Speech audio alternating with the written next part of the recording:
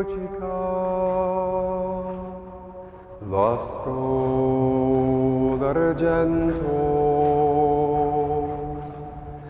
l'acida e l'onda,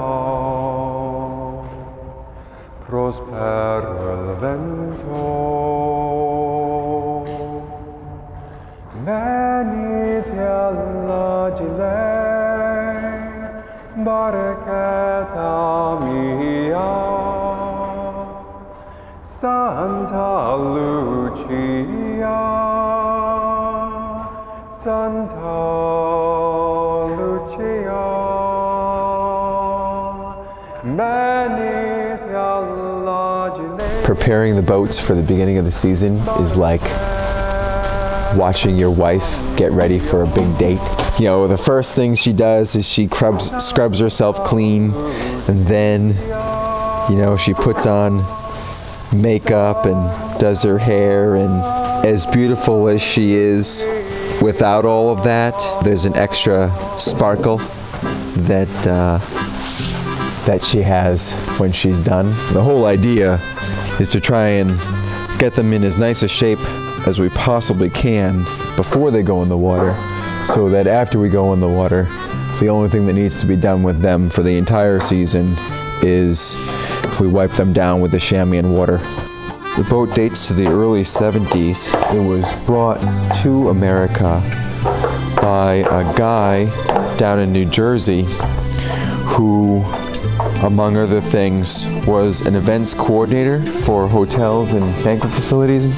He bought it for Italian-themed events. Well, he found out relatively quickly after buying a 36-foot boat how difficult it is to actually get it in and out of buildings. He took a saw and he cut it into thirds. This bay is filled with layers of marine plywood, epoxy, and fiberglass. We think that the carvings were done by the last of the great boat carvers in Venice. His nickname was Il Santo, the Saint. The ferro on the bow is Italian for iron. Originally, they were made out of iron. They were counterweights to the gondolier's weight in the stern. So up on top, this is supposed to be reminiscent of the hat worn by the ruler of Venice, the Doge. This was built by the last of the great boat builders in Venice, Tramontine. His actual name was Nieti. Instead of just carving his name, they carved his whole boatyard. There are a dozen gondoliers, including myself, and everybody comes to the gondolas with a different kind of passion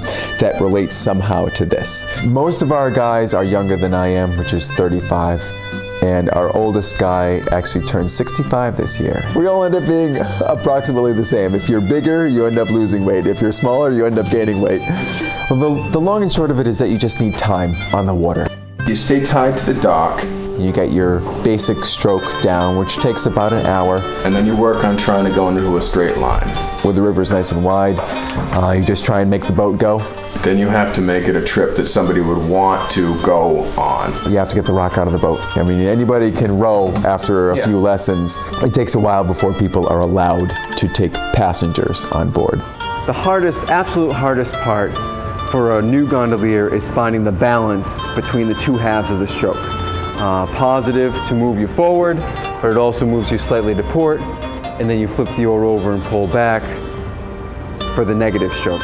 Really, the best thing you can do is fall in during training and get it out of the way. We call it baptism. It makes us feel a little bit better about ourselves. There's an experience of being on the gondola, and that is kind of the business side of what we do. People who are visiting from the city are interested in, the city itself, so they have to learn all about the history of Providence and, what the buildings are and things to do. We take very seriously the idea that we are not only ambassadors of Venetian culture, trying to stay as authentic as we possibly can with the actual literal rowing of the boat. We take seriously being ambassadors of the city of Providence as well. We have never lost a passenger overboard. I think the most oddball questions and requests come from guys who want to propose, but you never know what a guy is going to ask. We've done messages in a bottle before where, we're rowing along and we'll drop a bottle into the water with, and then we have to swing around and pick it up, which in the dark can be pretty interesting.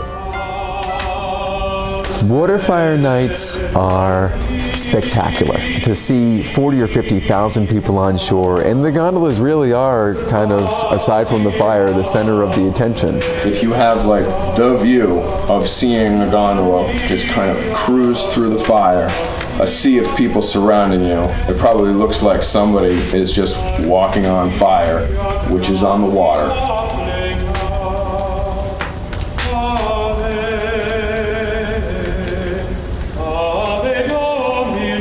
To me, traveling through the flames, it's an exercise in extrasensory perception, or at least maybe just sensory perception. Smelling the smoke, and you hear the crackle. You can get the taste even of the ash sometimes, and it really does just move you. Of course, the music. Smoke, the swirl of the water, every motion of the oar. In terms of the magic, it's there every fire.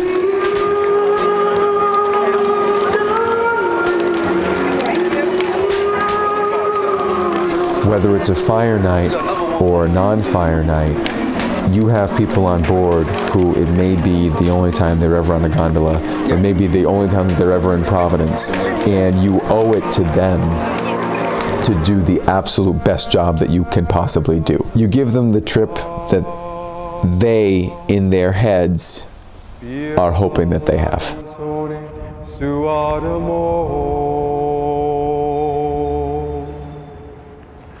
Venezia, la luna e tu. Stanotte questo cuore, sognando aspetterà. Venezia, la luna e tu. Sulla laguna l'amor ci vincerà, tra un sussurrar di dolci cantilene, coi baci ti dirà, ti voglio bene. Venezia, la luna e tu. Questo è il grande sogno che non si scorda più. Venezia, la luna e tu. Questo è il grande sogno che non si scorda più.